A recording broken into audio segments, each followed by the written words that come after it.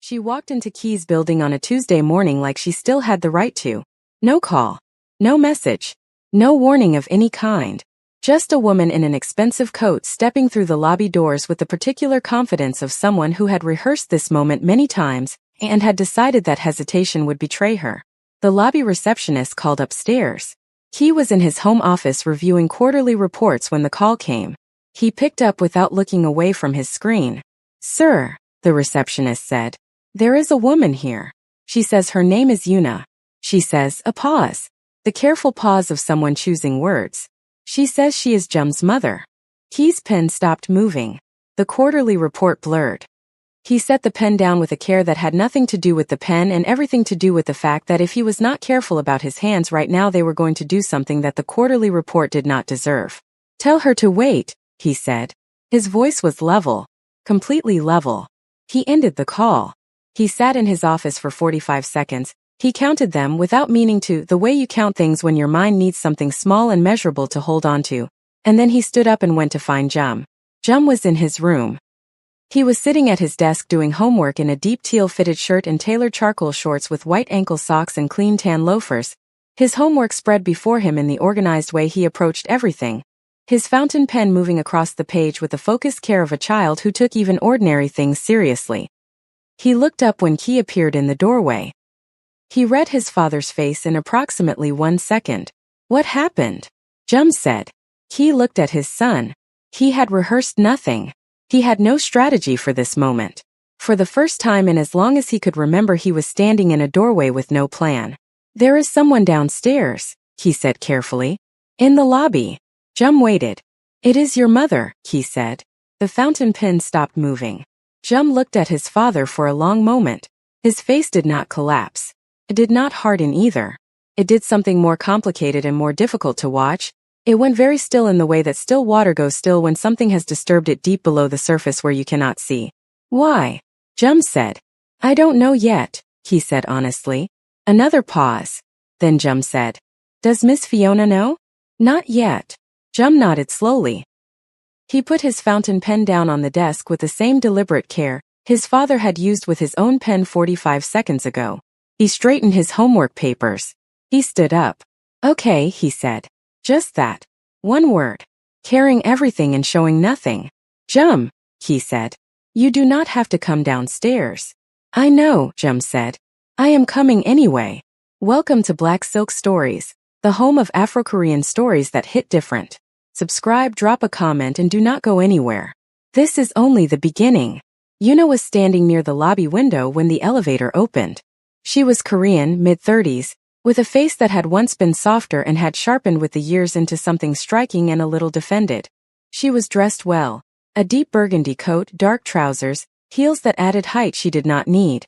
She carried herself with the particular tension of a woman who was holding herself together through effort and calling it composure. She turned when she heard the elevator. She saw Key first. Then her eyes moved down. She saw Jum. Something moved across her face that she could not fully contain. A complicated thing. Not simple enough to be called guilt and not honest enough to be called love and not cold enough to be called nothing. It sat somewhere in the middle of all three, shifting, unresolved. Jum looked at her. He had his father's stillness in this moment. He stood beside Key with his small hands relaxed at his sides, and he looked at this woman who had left when he was 2 years old, and he felt, and he would not have been able to name it fully, not yet, not at 7, the strange and disorienting experience of looking at a stranger whose face contained something that pulled at him below the level of memory. "Jum," she said. Her voice was soft. Cracked slightly on his name. "Hello," Jum said. One word. Polite. Careful. Giving nothing away and taking nothing in. Key put his hand on Jum's shoulder briefly. Then he looked at Yuna. "We can talk in the sitting room," he said. His voice was not warm and was not hostile. It was the voice of a man who had learned long ago that neutrality was its own kind of power. They moved to the sitting room. Jum sat in the armchair by the window, the same instinct as always, the position with the best sightlines, and folded his hands on his lap and waited. Yuna sat across from Key on the sofa and said what she had rehearsed. She had been thinking about coming back for 2 years. She had made mistakes, she knew that. The world Key lived in had frightened her and she had run, and she understood now that running had been wrong. She was different. She had changed. She looked at Jum when she said this part. She wanted the chance to know her son. He listened to all of it without speaking. When she finished, he was quiet for a moment. Then he said, "Why now, Yuna?" She held his gaze. "Because time is passing," she said. "And he is growing up and I am not there." "You chose not to be there," he said. Simply. Without cruelty. Just the fact placed on the table between them. "I know," she said. "He was too," he said. "I know," she said again. Quieter this time. He looked at her for a long moment. Then he looked at Jum. Jum was looking at his hands. It was the first time that Jum had looked at his hands and found nothing to do with them. He felt that more than anything else in the room. "I need to think," he said to Yuna. "I need time." "Of course," she said. She reached into her bag and placed a card on the coffee table. "My number. In case," she stopped.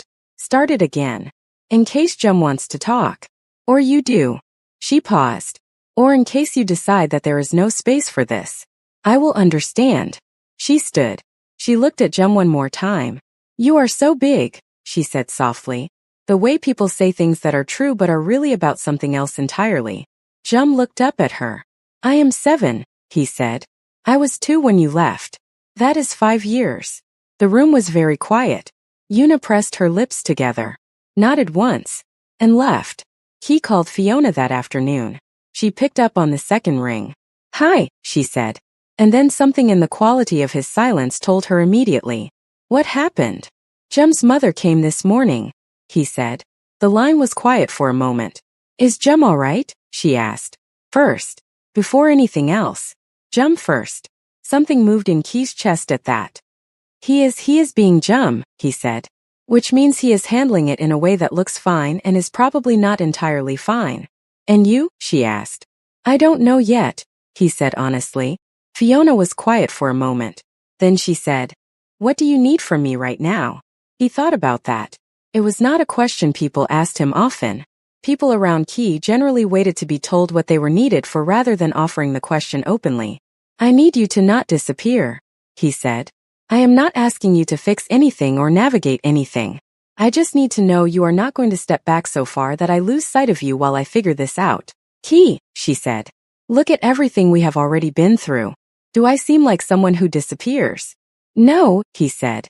"Then you already have your answer," she said. A pause. "She wants to know Jum," he said. "What does Jum want?" Fiona asked. "That," he said quietly, "is the question I am most afraid of the answer to." Fiona came that evening. She arrived in a deep plum long-sleeved wrap dress that fell to her mid-calf, her hair down, small pearl earrings, and the particular quality of presence she carried when she had decided that a situation needed her fully and she was going to give it that. Jum was on the sofa when she arrived.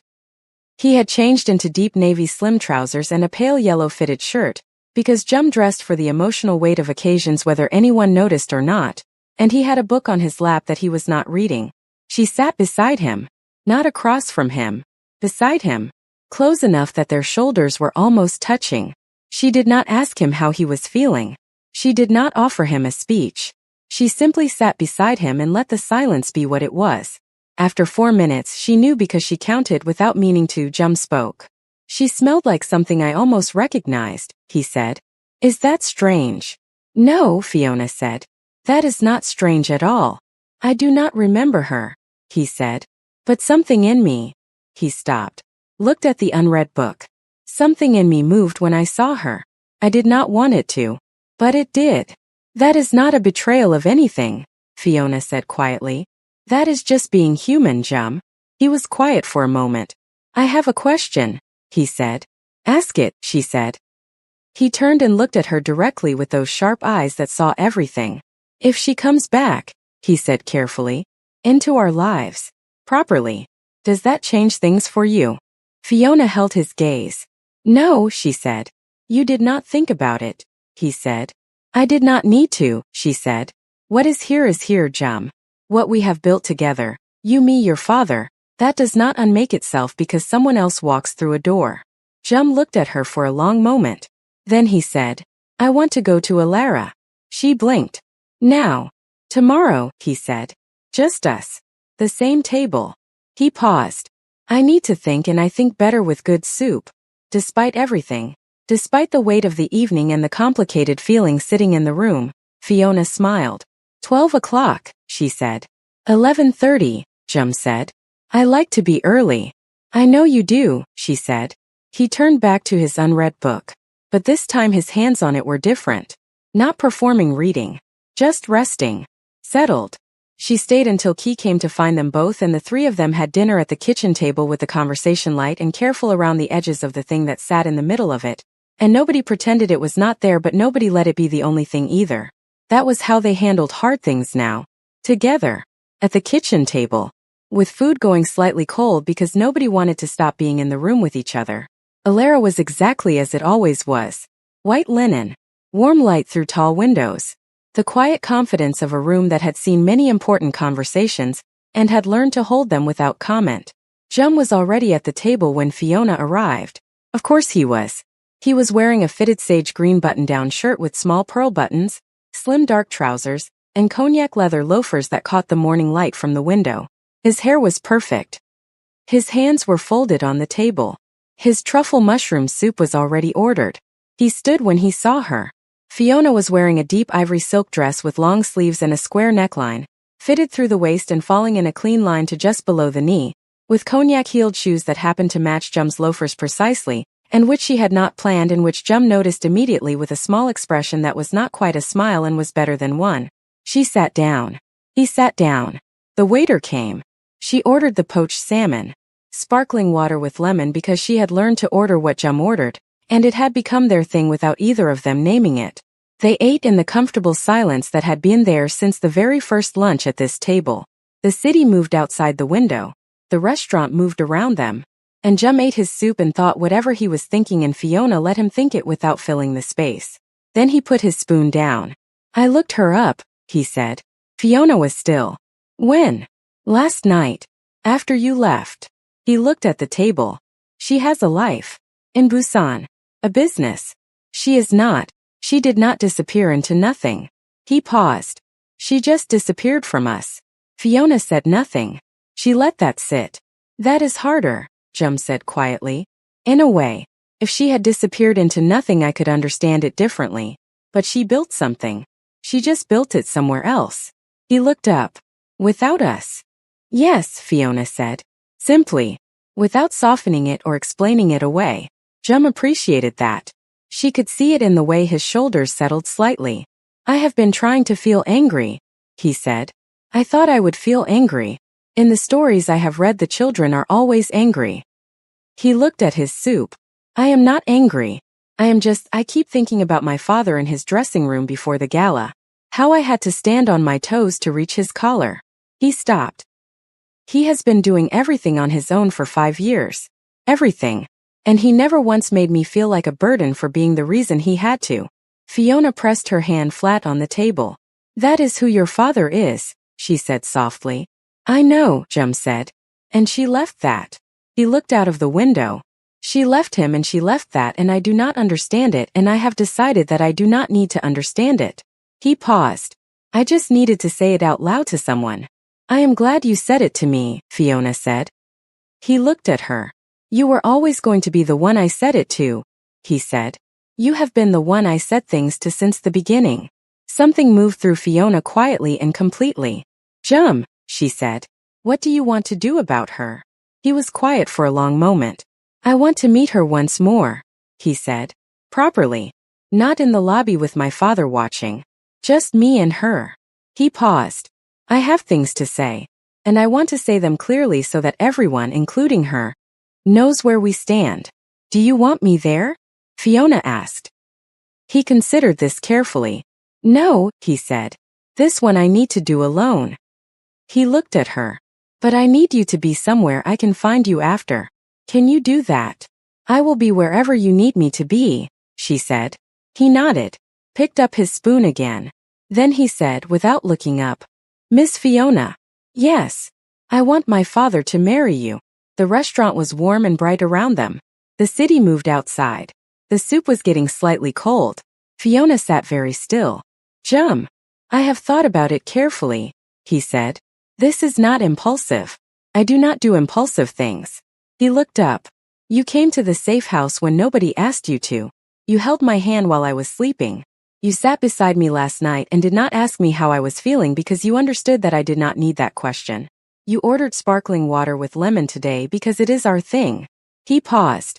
You are already family, Miss Fiona. I would just like it to be official. Fiona looked at this boy. This extraordinary, impossible, completely unreasonable boy. Does your father know you are saying this? She asked. Not yet, Jum said. I am telling you first. So you are prepared. He returned to his soup. He will ask. I am going to make sure of it. The meeting between Jum and Yuna happened 3 days later. He arranged it at a quiet coffee house 2 streets from the apartment, neutral ground, public enough to feel safe, private enough to feel real. He sat outside in the car with Mr. Andy and did not go in, and it cost him more than anything he had done in recent memory. Fiona waited at the apartment. She was in the kitchen in a deep coral long-sleeve dress with a cinched waist and full skirt that moved when she walked, her hair pinned up loosely, making tea she did not particularly want because her hands needed something to do. He came in through the front door and looked at her across the apartment. He is inside, he said. He told me to wait in the car. I know, she said. He told me the same thing. He crossed the kitchen and sat at the table, and Fiona put a cup of tea in front of him and sat across from him, and they waited together in the way they had learned to wait, present and quiet and not pretending it was easy. What if she says something that hurts him? He said. Not to anyone in particular. Just the question that had been sitting in him for 3 days finally finding its way out. He will handle it, Fiona said. He is 7, he said. He has always been more than 7, Fiona said gently. You know that. He looked at his tea. I know, he said. But I am his father. And knowing he can handle something does not make it easier to watch him have to. Fiona reached across the table and put her hand over his. They sat like that in the kitchen and waited. Inside the coffee house, Jum sat across from Yuna at a small round table by the window. He had dressed carefully that morning. A crisp white double-collar shirt beneath a fitted caramel blazer, dark slim trousers, and dark brown Oxford shoes, because Jum always dressed for the weight of the moment, and this moment was the heaviest he had carried in his 7 years. Yuna had arrived before him. She was nervous. He could see it in the way she held her coffee cup and in the way her eyes moved when he walked in and in the way she smiled too quickly, the way people do when they are afraid of what a silence might hold. He sat down. He ordered his sparkling water with lemon. He folded his hands on the table. And then he looked at her with those eyes, those sharp, clear, completely undeceivable eyes, and he said, I have some things I want to say. I would like to say them without being interrupted. Can you do that? Yuna blinked. Yes, she said. Thank you, Jum said. And then he began. I do not remember you, he said. I have tried. There is nothing there. You are a stranger to me, and I need you to understand that I am telling you that not to hurt you but because it is true, and I think the truth is more respectful than pretending. Yuna said nothing. Her jaw was tight. My father raised me alone for 5 years, Jum continued. He worked and he protected me, and he came to every school event, and he learned to cook things I liked, and he sat with me when I was sick, and he laughed with his whole face when something was really funny, even when there was not much to laugh about. He paused. He did all of that without making me feel like any of it was hard. And it was hard. I know it was hard. I am 7 and I know it was hard. The coffee house was quiet around them. I found someone for him, Jum said. It took planning and patience and one very good bowl of truffle mushroom soup, but I found her. And she is right. She is exactly right. And my father is happy in the way he should have always been happy, and I will not allow anything to disturb that. He looked at her steadily. Not even you. Yuna's eyes were bright. She pressed her lips together. I am not angry at you, Jum said. I decided that anger was not useful. But I need you to be honest with me about why you came back. Really honest. Not the version you rehearsed. Yuna looked at him for a long moment. Something in her face shifted, the rehearsed version falling away, the defended version following it, until what was left was just a woman sitting across from her son for the first time in 5 years with nowhere left to hide. I heard his name, she said quietly. Key's name. Growing. And I heard there was a woman. She stopped. And I told myself it was about you. That I missed you and wanted to know you. And that is true, it is true, Jum, I need you to know that part is true. She paused. But it is not the only true thing. and you deserve the whole truth. Jum looked at her. Thank you, he said, for saying that. I am sorry, she said, for leaving. For all of it. I know, Jum said. He looked at his sparkling water. I accept your apology, but I need you to understand that accepting it does not mean what was before comes back. My father has moved forward. I have moved forward. There is a woman in our lives who has earned her place in a way that cannot be undone. He looked up. You can be someone I know. Slowly, carefully, on terms that I set and that my father agrees to. But you cannot come back and expect to find the space you left. That space is filled now. He paused. I filled it myself. Yuna looked at her son, this 7-year-old boy in his caramel blazer and his Oxford shoes with his hands folded on the table and his eyes that saw everything, and something in her finally fully understood what she had left and what it had become without her. Okay, she said. Her voice was barely above a whisper. Okay, Jum. He nodded once. Then he picked up his sparkling water and took a small sip and said, Now, tell me about Busan. I have read that the seafood there is exceptional.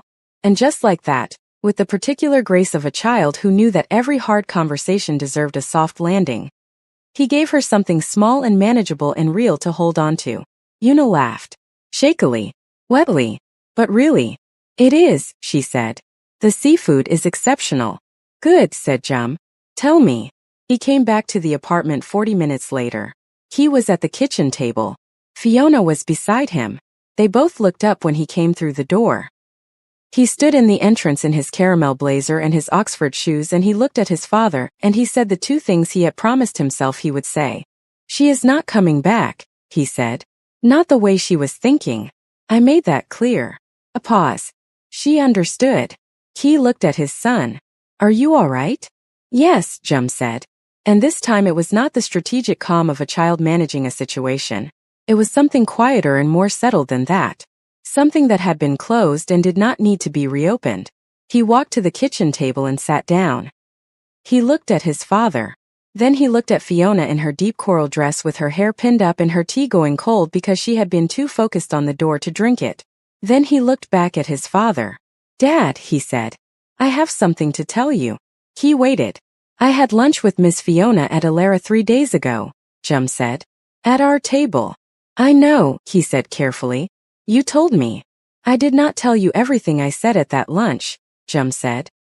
He folded his hands on the table in the way he always folded them when he was about to say something that mattered. I told her that I want you to marry her. The kitchen was very quiet. He looked at Jum. Then at Fiona. Fiona was looking at her tea with the particular expression of a woman who had been waiting for this moment and had still not entirely prepared for it. Jum, he said carefully. I have a list, Jum said. He reached into the inside pocket of his caramel blazer and produced a small folded piece of paper and placed it on the table. Of reasons. In case you need convincing. He looked at the paper. He looked at his son. He looked at the woman across the table in her coral dress who was now pressing her hand over her mouth. I do not need convincing, he said quietly.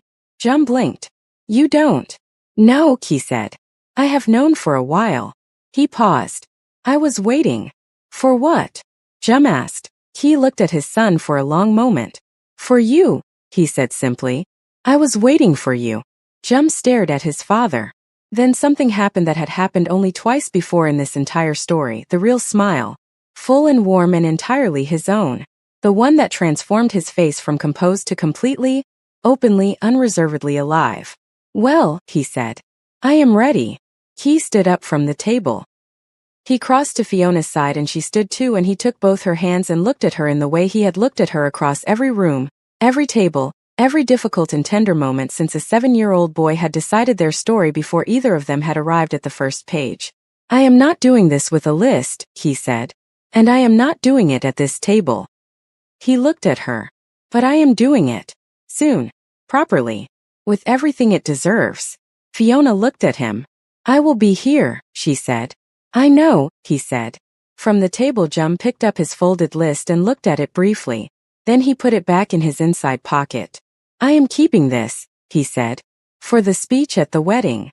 He closed his eyes. Fiona laughed. The real one, the whole face one. The one that had been surprised out of her on a flight of entrance steps what felt like a lifetime ago and had been getting easier and more frequent ever since. Of course you are, she said. Jum smoothed the front of his caramel blazer. Obviously, he said. And that is how it ended. Not with a grand gesture. Not with a speech or a crowd or a moment designed to be remembered. Just a kitchen table. A folded list. A coral dress. And a 7-year-old boy who had known from the very beginning exactly how this story was supposed to go. He always knew. From the truffle mushroom soup to the wedding speech he was already writing in his head, Jum always knew. And he was never wrong. This has been My Little Matchmaker, parts 1 through 4. A Black Silk Stories original. 4 parts. One story. Started by the smallest person in the room and finished exactly the way he planned it.